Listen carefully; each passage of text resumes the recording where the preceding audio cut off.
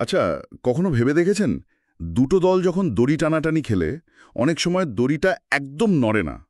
বা ধরুন একটা ব্রিজ, কত গাড়ি যাচ্ছে আসছে কিন্তু ব্রিজটা স্থির। এই জিনিসগুলো এরকম স্থির থাকে কি করে?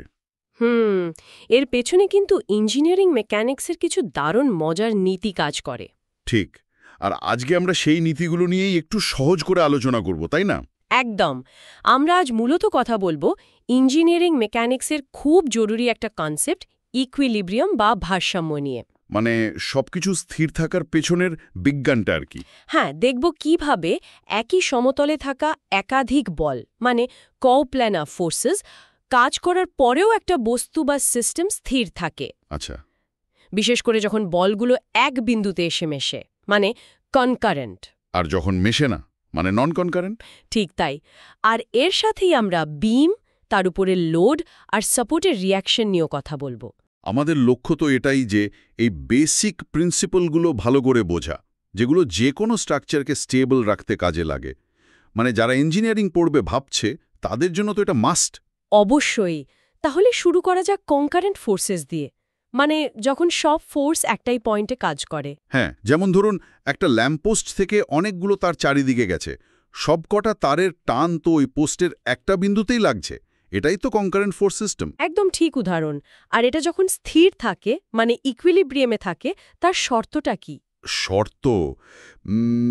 মানে সব ফোর্স মিলেমিশে জিরো হয়ে যায়।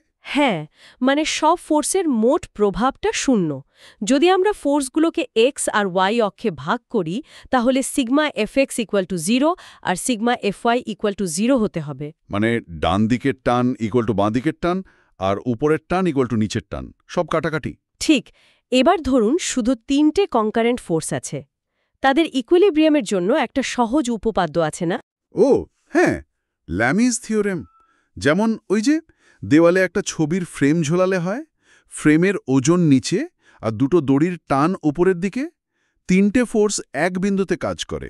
বাহ, মনে আছে দেখছি। ল্যামির উপপাদ্য ঠিক এটাই বলে। প্রত্যেকটা ফোর্সের মান বাকি দুটো ফোর্সের মাঝের কোণের সাইনের সাথে সমানুপাতিক হয়। সূত্রটা ছিল P sine alpha equal to Q sine beta equal to R sine gamma. একদম।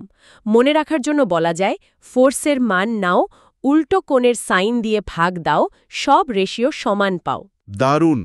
আর এর সাথেই তো ট্রায়াঙ্গল ল, পলিগন ল এগুলো আছে। মানে ফোর্সগুলোকে পরপর সাজালে একটা বন্ধ শেপ তৈরি হবে। হ্যাঁ, ওগুলো একই প্রিন্সিপালের গ্রাফিক্যাল রিপ্রেজেন্টেশন। তবে প্রবলেম সলভ করার জন্য সবচেয়ে দরকারি হলো ফ্রি বডি ডায়াগ্রাম বা এফবিডি আঁকা। মানে বস্তুটাকে আলাদা করে তার উপর কি কি ফোর্স লাগছে সবকটা তীর দিয়ে দেখানো। ওই ছবির ফ্রেমের এফবিডিতে ওজনটা নিচে, টান দুটো ওপরে দেখানো হবে। ঠিক। এফবিডি আঁকলে পুরো ব্যাপারটা চোখের সামনে পরিষ্কার হয়ে যায়, ক্যালকুলেশন করতে সুবিধা হয়। তাহলে মোদ্দা কথা হলো একটা বিন্দুতে যত ফোর্সই লাগুক, যদি তাদের লব্ধি বা রেজাল্টেন্ট শূন্য হয় তবেই সেটা ইকুইলিব্রিয়ামে থাকবে, তাই তো? একদম তাই।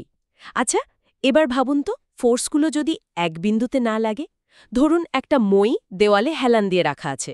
বা একটা সিসতে দুজন দুদিকে বসে আছে। হ্যাঁ, এগুলো হলো নন কনকারেন্ট কো-প্লেনার ফোর্সেস, মানে একই প্লেনে আছে কিন্তু এক বিন্দুতে লাগছে না। বিশেষ করে প্যারালেল ফোর্সেস বা সমান্তরাল বল এখানে খুব কমন। এক্ষেত্রে তো ফোর্সগুলো আলাদা আলাদা পয়েন্টে কাজ করছে। তাহলে এখানে ইকুইলিব্রিয়ামের শর্ত কি হবে?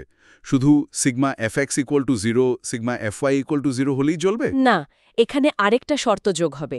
ফোর্স ব্যালেন্স তো হতেই হবে, মানে sigma FX equals to 0, sigma FI equals to 0, কিন্তু তার সাথে যে কোনো বিন্দুর সাপেক্ষে মোট মোমেন্ট বা ঘোরানোর যে প্রবণতা সেটাও শূন্য হতে হবে, মানে sigma M equals to 0। Moment মানে ওই যে ফোর্স ইন্টু ডিস্টেন্স, যেটা কোনো জিনিসকে ঘোরাতে সাহায্য করে, যেমন রেঞ্চ দিয়ে নাট খোলা। হ্যাঁ, ঠিক ধরেছেন। যদি মোমেন্ট শূন্য না হয়, তাহলে বস্তুটা ঘুরতে শুরু করবে, স্থির থাকবে না। বুঝেছি। এই প্যারালেল ফোর্সেস তো আবার দু রকমের হয়, তাই না? লাইক প্যারালেল ফোর্সেস মানে একই দিকে, যেমন দুজন মিলে একটা টেবিল তুলছে। হ্যাঁ। আর আনলাইক প্যারালেল ফোর্সেস হলো বিপরীত দিকে, যেমন ওই সিসর উদাহরণটা, একজনের ওজন নিচে আরেকজনেরও নিচে, কিন্তু সাপোর্টের রিয়াকশনটা উপরে। ও আচ্ছা। যদিও দুজনার ওজনই নিচের দিকে, কিন্তু তারা পিভট বা আলম্বের দুদিকে থাকায় একটা ঘোরানোর এফেক্ট তৈরি করে, যা একে অপরকে ব্যালেন্স করতে পারে। ঠিক। তাহলে নন কনকারেন্ট সিস্টেমের ভারসাম্যের জন্য শুধু ফোর্স ব্যালেন্স হলেই হবে না, মোমেন্ট ব্যালেন্সও হতে হবে। এই দুটো শর্তই জরুরি, তাই না? অবশ্যই। আচ্ছা, এবার একটু বিমের কথায় আসি। ব্রিজ বা বাড়ির ছাদে যে লম্বা মতো জিনিসগুলো থাকে, সেগুলোই তো বিম। হ্যাঁ। এগুলোর কাজ হলো লোড নেওয়া আর সেটাকে সাপোর্টে ট্রান্সফার করে দেওয়া। সিম্পলি সাপোর্টেড বিম মানে কি? মানে যেটা দুপ্রান্তের সহজ সাপোর্টের ওপর বসানো থাকে। একদম। সাধারণত এক প্রান্তে থাকে হিঞ্জড সাপোর্ট, যেটা ঘুরতে দেয় কিন্তু নড়তে দেয় না। আর অন্য প্রান্তে থাকে রোলার সাপোর্ট, যেটা ঘুরতেও দেয় আবার একদিকে একটু নড়তেও দেয়। আর এই সাপোর্টগুলোই লোডের বিরুদ্ধে একটা ধাক্কা দেয়, যেটাকে রিঅ্যাকশন বলে। ঠিক। সাপোর্টগুলো লোডের বিরুদ্ধে রিঅ্যাকশন ফোর্স তৈরি করে বিমটাকে ধরে রাখে। বিমের ওপর লোডও তো নানা রকম হয়। পয়েন্ট লোড মানে এক জায়গায় কনসেন্ট্রেটেড লোড, যেমন বিমের ওপর কেউ একজন দাঁড়িয়ে আছে। আর ইউনিফর্মলি ডিস্ট্রিবিউটেড লোড বা ইউডিএল মানে লোডটা একটা লম্বা জায়গা জুড়ে সমানভাবে ছড়ানো। যেমন ধরুন বিমের ওপর পরপর ইট সাজানো আছে। আচ্ছা, তো এই সাপোর্টের রিঅ্যাকশনগুলো বের করার জন্য কি করতে হয়? সেই একই ইকুইলিব্রিয়ামের শর্তগুলো কাজে লাগাতে হয়। মোট vertical force 0, sigma Fy equals to 0, মানে ওপরের দিকের মোট রিঅ্যাকশন ইকুয়াল টু নিচের দিকের মোট লোড। আর যে কোনো একটা সাপোর্টের রেসপেক্টে মোট moment 0, sigma M equals to 0। ও, মানে আগের নন কনকারেন্ট সিস্টেমের মতোই। হ্যাঁ। যেমন ধরুন একটা সিম্পলি সাপোর্টেড বিমের ঠিক মাঝখানে যদি একটা পয়েন্ট লোড থাকে, তাহলে ক্যালকুলেশন করে দেখবেন দুটো সাপোর্টের রিঅ্যাকশন একদম সমান হবে। প্রত্যেকে লোডের অর্ধেক নেবে। তার মানে বিমটাকে স্থির রাখতে হলে সাপোর্টের মোট রিঅ্যাকশনকে মোট লোডের সমান হতে হবে, আর কোনো ঘোরার প্রবণতা বা মোমেন্ট থাকা চলবে না। একদম নিখুঁত বলেছেন, এটাই হলো মূল বিষয়। তাহলে আজ আমরা মোটামুটি বুঝে গেলাম কনকারেন্ট আর নন কনকারেন্ট ফোর্স সিস্টেম কখন ইকুইলিব্রিয়ামে থাকে, তার শর্ত কি, এফবিডি কেন আঁকতে হয়, ল্যামিস থিওরেম কিভাবে কাজে লাগে, আর বিমের রিঅ্যাকশন কিভাবে বের করতে হয়। হ্যাঁ, আর ভাবুন এই সাধারণ নীতিগুলোই কিন্তু কত বড় বড় স্ট্রাকচার, যেমন বিশাল ব্রিজ বা উঁচু বাড়ির ডিজাইনের ভিত্তি। এখানেই প্রশ্ন জাগে, এত জটিল স্ট্রাকচারে এই সহজ নিয়মগুলো কিভাবে প্রয়োগ করা হয়? আর যদি এই ইকুইলিব্রিয়াম না থাকে, তখন কি হতে পারে? ঠিক, এই ভারসাম্যের আইডিয়াটা বোঝা কিন্তু শুধু পাশ করার জন্য নয়, এটা যে কোনো স্ট্রাকচার ডিজাইন আর তার নিরাপত্তার জন্য একেবারে গোড়ার কথা। আর এই জ্ঞানটা কিন্তু ভবিষ্যতের টেকনোলজিতেও খুব দরকারি হবে। ধরুন একটা খুব নিখুঁত রোবোটিক হাত তৈরি করা, বা মহাকাশযানের জন্য খুব হালকা অথচ মজবুত ম্যাটেরিয়াল বানানো।